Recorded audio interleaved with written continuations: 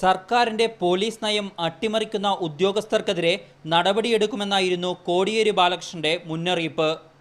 സർക്കാരിൻ്റെ പ്രഖ്യാപിതമായ പോലീസ് നയത്തിന് വിരുദ്ധമായിട്ടും കേരള പോലീസ് ആക്ടിന് വിരുദ്ധമായി പ്രവർത്തിക്കുന്ന ചില പോലീസ് ഓഫീസർമാർ സംസ്ഥാനത്തുണ്ട് എന്നാണ് സമീപകാലത്തുണ്ടായ ചില സംഭവങ്ങൾ വ്യക്തമാക്കുന്നത്.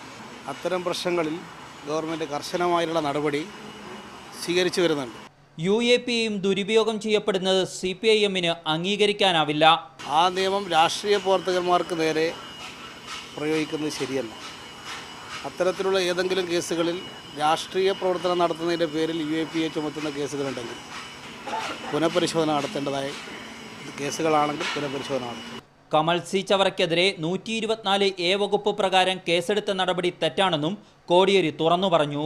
ചവറയിലെ ഒരു സംഭവവുമായി ബന്ധപ്പെട്ട് 124A ചുമത്തിയതായിട്ടുള്ള റിപ്പോർട്ട്, അത്തരം കേസുകളിൽ 124A ചുമത്താൻ പാടില്ല. കോടിയേരിയുടെ പ്രസ്താവന സ്വാഗതം ചെയ്ത CPI തങ്ങളെ വിമർശിച്ചവർക്കുള്ള മറുപടി കൂടിയാണിതെന്നും പ്രതികരിച്ചു. ഈ കാര്യങ്ങൾ ഒരു ഇടതുപക്ഷ രാഷ്ട്രീയത്തിന്റെ ശരിയുടെ ഇടത്തിലമെന്ന് നിന്നുകൊണ്ട് CPI പറഞ്ഞപ്പോൾ എന്നാൽ ചില സഖാക്കൾക്ക് അത് മനസ്സിലായില്ല. ആ സഖാക്കൾ അന്ന് CPIയെ വിളിച്ചത് സ്വപ്നജീവികളെന്നാണ്.